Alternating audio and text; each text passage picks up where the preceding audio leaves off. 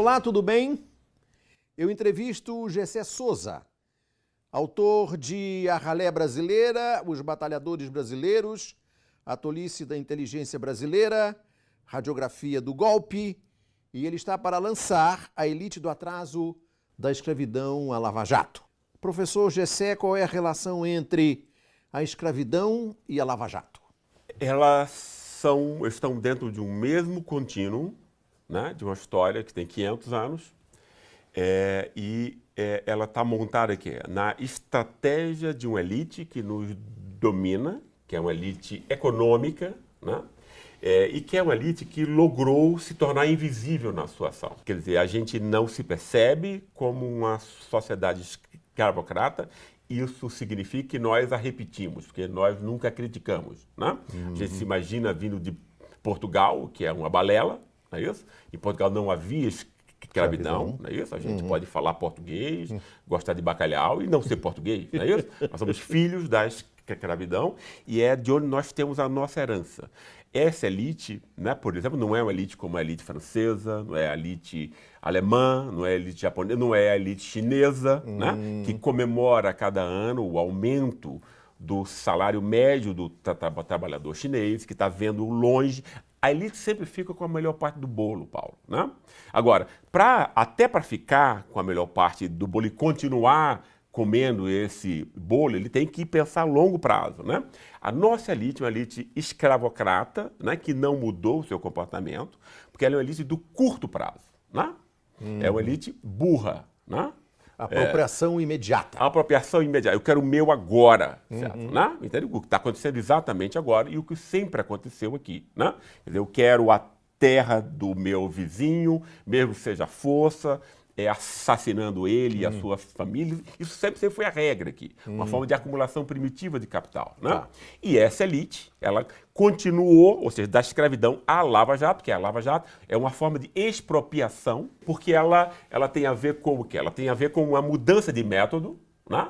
Mas a Lava Jato representa no seu resultado, que é o que importa na vida, é o resultado das ações. Claro. Não importa saber se o procurador tal tem na cabeça dele que ele está efetivamente limpando o Brasil. Se ele é ingênuo a esse ponto, né? Entende? Não é isso? Quer dizer, o que importa é o resultado. O resultado que a Lava Jato fez no Brasil foi que o Brasil voltasse 50 anos, no mínimo, e tal, né? Quer dizer, o resultado da Lava Jato é como se nós estivéssemos pagando o nosso poder judiciário, as instituições judiciárias policiais, né, para agirem em nome do capitalismo financeiro americano, né? O resultado da Lava Jato, né, entende? Implica o quê? Implica você servir aos interesses do capital externo. É o que está acontecendo. Desmonte com a Petrobras, desmonte com a Odebrecht, desmonte da inteligência brasileira de vanguarda. Isso né, é uma estratégia de entrega das nossas riquezas, né, nesse consórcio de elites externa e interna que tem 500 anos entre nós. O professor Luiz Gonzaga Beluso atribui ao juiz Moro, ele sozinho, ter criado 1 milhão de desempregados nesse trabalho conjunto de desmontar os estaleiros, desmontar a indústria da construção naval, a engenharia pesada, o estratégico programa nuclear brasileiro, ele conseguiu desmontar o programa nuclear e, evidentemente, com o que ele fez na Petrobras. Exatamente. Isso 1 milhão de desempregados. E são números bem benevolentes, eu diria, né? Quer dizer, porque no caso o que houve, quer dizer, não só o país inteiro ficou mais pobre por conta disso, mas o estado do Rio de Janeiro, especialmente, por essa ação em conjunto que eu trato no livro, o conluio, né, da grande mídia, especialmente da Rede Globo, com a Lava Jato, acabou o estado do Rio de Janeiro, né? E muito interessante nisso é botar a culpa no Sérgio Cabral da vida, né? Porque é o que o livro procura mostrar, Paulo, né? Ou seja, essa elite, né, ela é escravocrata no curto prazo, mas ela foi extremamente sofisticada e inteligente no começo do século XX. O que foi que essa elite fez? Quando ela perdeu o poder político para Getúlio Vargas, né? Ou seja, como é que eu vou manter esse poder econômico, né, e político, porque os dois né, se articulam. O que foi que ela fez? Ela montou uma inteligência, uma universidade, montou uma imprensa, né? Montou Claro. um círculo do poder simbólico, ou seja, ela que já tinha o poder material, né? Ou seja, né, a propriedade física, as empresas, as indústrias, etc., né? Ela montou o quê? Ela montou um poder simbólico, ou seja, né, ela montou uma hegemonia na forma como a sociedade inteira deve pensar. Claro. E qual foi essa falcatrua, essa fraude? Né? Foi, vamos pôr a noção de elite, né, dentro do Estado, né? Vamos pôr todas as falhas que possam, todas as falcatruas que venham a advir como sendo culpado o Estado, não é isso? Né? Para quê? Para invisibilizar a elite real que está onde? Está no mercado. Ela que compra o Estado. Quer dizer, o que está acontecendo com a Lava Jato agora mostra isso do modo mais cristalino possível. Né? A Lava Jato se vangloria, né, de estar recuperando a quantia ridícula de R$1 bilhão aos cofres públicos, tendo arrasado a economia nacional. E tendo deixado o Estado do Rio de Janeiro, porque era o mais dependente da Petrobras, na calamidade pública. Eu morava lá há pouco tempo atrás e sei disso. Né? Isso para quê? E aí você culpa sempre quer dizer, se você pensa o que nós pagamos de juro, só a isenção fiscal do Banco Itaú foram 26 bilhões, 26 Lava Jatos, né? Dados de graça para o Itaú. Né? Então, num país que está pobre, precisando de recursos. Né? O mesmo Banco Itaú que teve agora, né,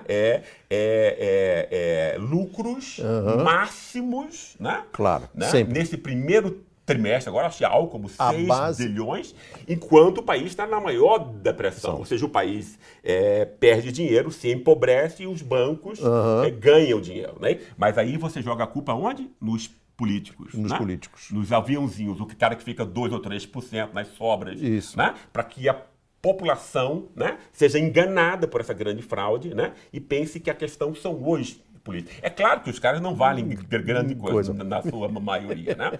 Mas eles assaltam ali as franjas do poder. O real assalto em isenção fiscal, 520 bilhões de tributos no exterior, né? 900 bilhões, né, que é gasto em juros. Só a diferença entre o juro praticado aqui, abusivo, absurdo, com a média do juro internacional. Né? Entende? Quer dizer, ou seja, então é 1000 vezes mais. Nos faz de imbecil. Essa elite conseguiu isso. Esse foi o primeiro trecho da nossa entrevista com o professor Gessé Souza. No segundo bloco, nós vamos tratar do papel da Rede Globo de televisão no atraso.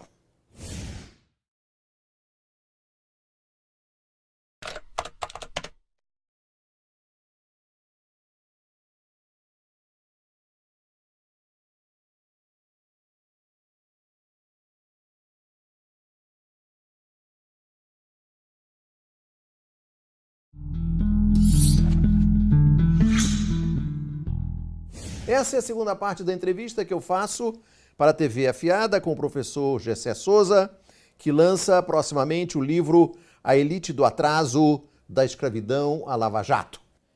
O professor Gessé Souza já deu entrevistas aqui na TV Afiada sobre seus livros A Radiografia do Golpe e A Tolice da Inteligência Brasileira, e agora falamos da Elite do Atraso.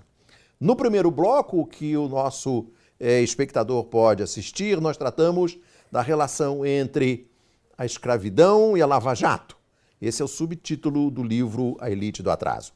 Agora nós vamos tratar da Rede Globo de televisão e o atraso. Qual o papel da Globo nesse atraso? E é o que eu pergunto ao professor Gessé Souza.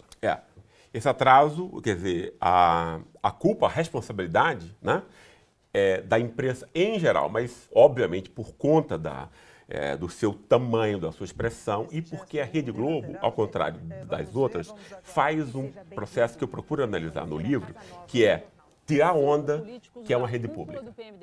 Né? Como assim? Ela não só... Quer dizer, isso foi um DNA que foi montado desde a ditadura militar. Né? O jornal em rede, etc., né? Notícias, né? Dadas como se fosse uma TV... enfim, para além nacional. do interesse nacional, em rede nacional, etc. Né? E também pega-se questões como crianças Esperança. monta-se coisas para transformar favela em comunidade, Isso, entendeu? é. Quer dar uma onda de que é emancipadora, mas é uma emancipação que nunca envolve repartição de riqueza e poder, tem a ver com a quer dizer, proteção de minorias e tal, que é uma coisa extremamente importante, né? É claro que as minorias e a proteção delas é um dado extremamente importante, mas quando você desvincula isso da distribuição de riquezas e de poder, você faz um serviço para o capitalismo financeiro. Porque para ele é igual se você explora branco, preto, homem, mulher, hétero ou gay, etc. Entende? Quer dizer, não tem importância. A gente, para você explorar o trabalho, e ela faz isso. Né? Entende? Ela monta um esquema, né, em que são interesses privados que a dominam, mas ela quer aparecer como se estivesse defendendo a sociedade brasileira. É o que fez, por exemplo, nessa coisa agora da Lava Jato, enfim, Lava Jato, etc. Né? Defendendo o Brasil da corrupção do PT. Pronto, exatamente isso. Né? Que aí você vê, enfim, declarações muito chateadas do Emílio Odebrecht dizendo a imprensa, né, e cita a Rede Globo no episódio das privatizações do FHC, né? Você uma virgem do cabaré, né? Como se não soubesse o que acontecia, né? Você usa essa expressão, a Globo é a virgem do cabaré.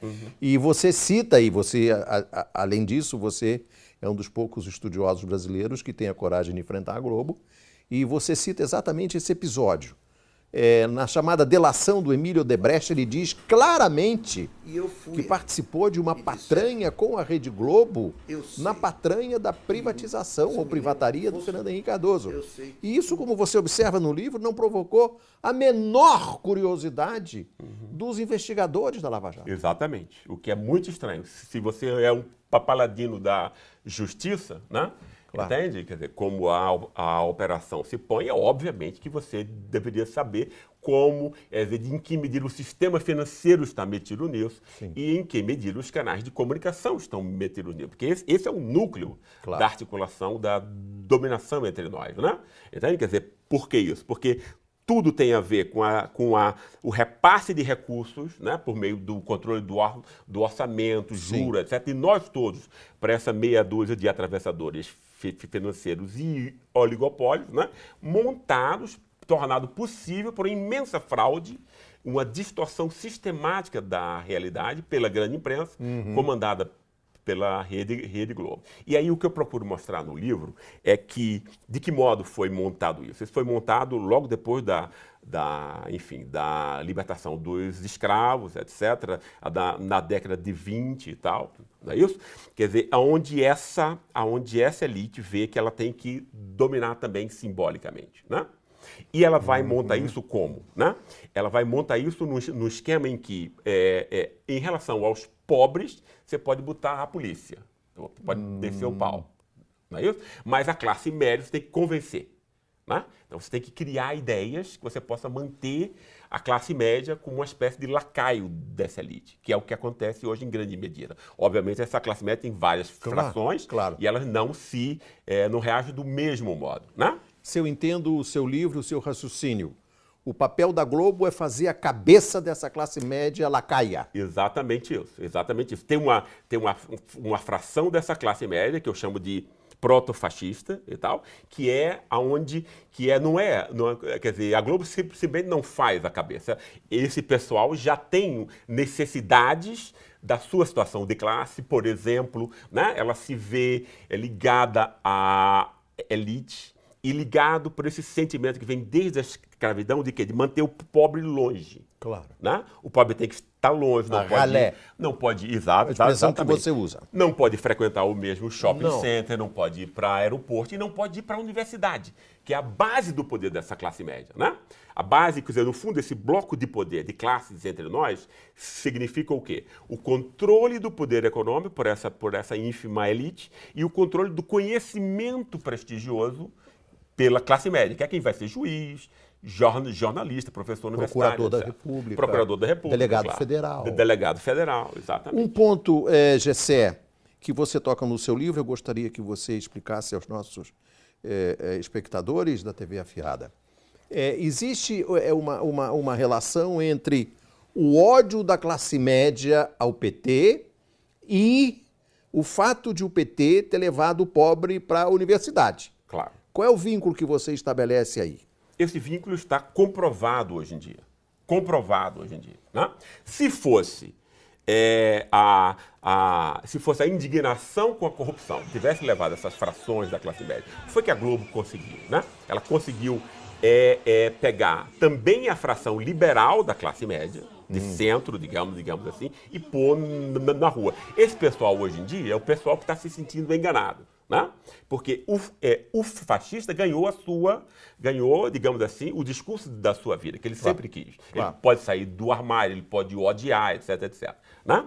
Quer dizer, e isso aí tem a ver, no fundo, com o fato de que, especialmente, eu acho, né, a abertura de quê? Das classes mais pobres para a educação, especialmente a educação superior. Não vamos esquecer, Paulo, que passou de 3 para 8 milhões de alunos na universidade. Né? O Lula e a Dilma fundaram 14 universidades e o Fernando Henrique nenhuma. Por que o Fernando Henrique não criou nenhuma... 400 escolas técnicas. 400 escolas técnicas, extremamente importante. Por que o Fernando Henrique não criou nenhuma universidade? Isso é uma questão. Isso é um ponto. Exatamente. Agora, para não deixar o pobre aprender. Claro. Se eu entendo o seu livro. Exatamente isso. Né? Quer dizer, no fundo, essa classe média se sentiu ameaçada. Ameaçada por pobres que estavam consumindo mais e estavam entrando em lugares que eram restritos à classe média, né? E é uma classe média escravocrata. Isso a escravidão que mostra essa, ou seja, você quer o pobre explorado e odiado, como sempre foi o escravo, né? Entre nós. E nós temos isso hoje. A polícia mata e a classe média aplaude. Existe bandido bom, bandido morto. Chacina em prisões de pessoas indefesas que foram celebrados por essa fração da classe média, pelo menos, né? Que é a fração que a Globo pode botar na rua quando ela quiser. Botou na rua contra Lula e Dilma, né? Mas agora você teve crimes, foram comprovados, crimes filmados, você ouviu discursos, a prova que não consegue apresentar contra Lula foi apresentada, né, materialmente desses dois casos e ninguém saiu à rua. Né? Então não é indignação contra a corrupção. Não é?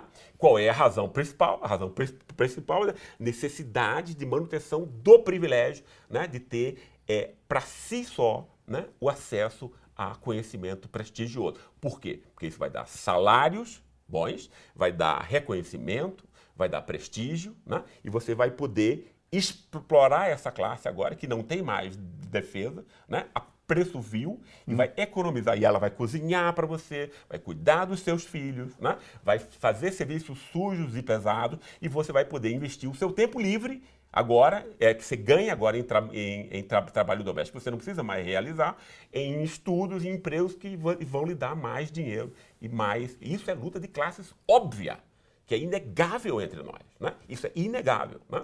Como é inegável que essa classe média não saiu aos milhões na Avenida Paulista para reclamar da corrupção. Senão ela teria saído agora. Fica óbvio que Lula e o PT, né, representam uma ameaça para essa classe, né? E aí a corrupção é, como sempre foi entre nós, um mero pretexto. Nós vamos encerrar esse segundo trecho da entrevista com o professor Gessé Souza. No primeiro trecho nós falamos do papel da escravidão na Lava Jato, agora tratamos do papel da Globo no atraso e no terceiro bloco nós vamos discutir a questão do papel de intelectuais como Sérgio Buarque de Holanda, Raimundo Fauro e Fernando Henrique Cardoso na construção dessa elite do atraso.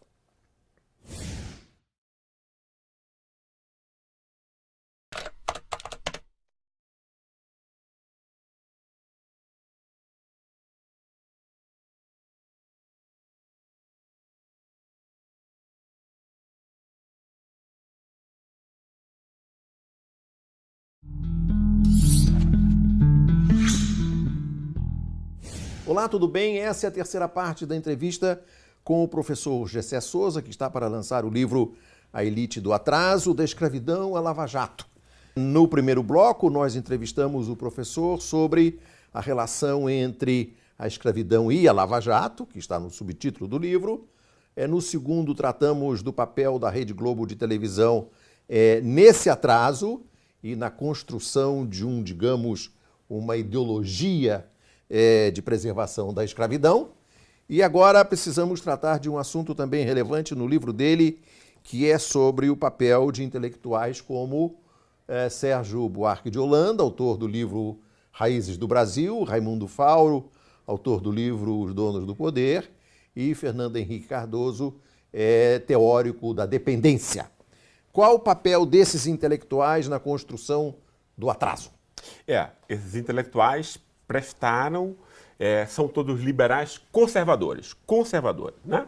Liberais no sentido de que acham que o mercado deixado por si mesmo mostra, quer dizer, cria as verdadeiras virtudes sociais. Isso não tem exemplo histórico em lugar nenhum do mundo, né? Todos os países foram construídos por uma ação consciente do Estado, inclusive os Estados Unidos, né? Mas aqui a gente acreditou nisso. Então você monta o quê? Você monta a tese de que o mercado é virtuoso. Isso foi aberto, essa hipótese foi aberta por Sérgio Buarque, mas ela foi aprofundada e construída efetivamente por Raimundo Fauro e depois continuada por Fernando Henrique Cardoso, por Roberto da Mata, etc. Né? E aí a ideia por exemplo, porque a mídia não cria nenhuma ideia, a mídia repete a ideia desses grandes intelectuais, que depois vão ser ensinados em todas as grandes universidades, formar todas as elites, né? E essas ideias vão ser apresentadas em pílulas para os leitores. Então, quer dizer, nesse caso, o que foi que houve? A gente tinha o tenentismo aqui, em 1920, que apontava, quer dizer, que tinha o tema do moralismo, que é uma coisa importante, a gente quer um mundo mais moral, né? Mas esse moralismo apontava tanto para a esquerda, porque sai o Luiz Carlos Prestes disso aí, tanto a direita, tinha gente que ficava à direita de Vargas e tinha vários deles que seguiram Vargas. Então ele poderia apontar para todas as coisas. O que foi que essa elite conseguiu, a partir desses intelectuais? Que o moralismo apontasse para um lugar só. E de modo conservador, né? Moral é você criticar o Estado, né? A corrupção do Estado apenas, nunca do mercado. O mercado é só virtude. Isso também em Sérgio Buarque? Claro, né? Sérgio Buarque cria o mercado como demoníaco, não fala do... Desculpe, o Estado como demoníaco. Não fala do mercado, mas abre a possibilidade. Porque ele não diz que...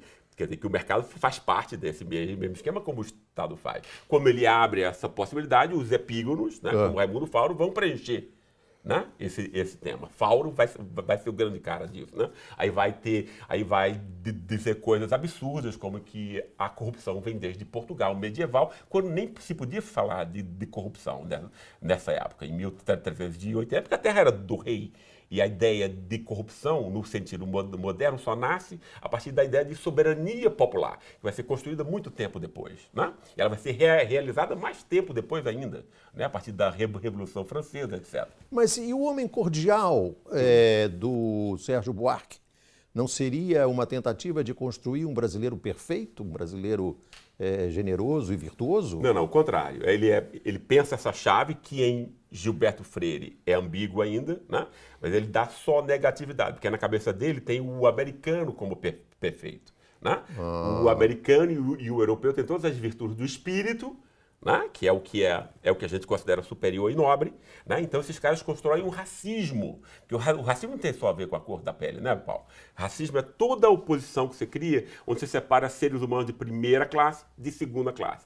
Esses caras criaram o brasileiro de segunda classe. Né? Esse homem cordial. Que é o homem cordial, porque todas o mutreteiro. Exatamente. É o homem do jeitinho. Jeitinho, do sexo, da emotividade, etc. Ou seja, do corpo, né? Ou seja, do animal. O corpo é aquilo que nos liga mais à animalidade. O espírito ao divino. Nietzsche tem uma bela frase, quando ele diz: o ser humano é um fio tensionado entre o animal e o divino. Exatamente isso. Divino, para esses caras, é americanos, europeus e tal, né? Nós somos que não são corruptos, imagina a ingenuidade, né? De modo algum, inteligente e tal, e nós somos, entendeu? Claro. E aí nós compramos isso. E isso é utilizado para quê?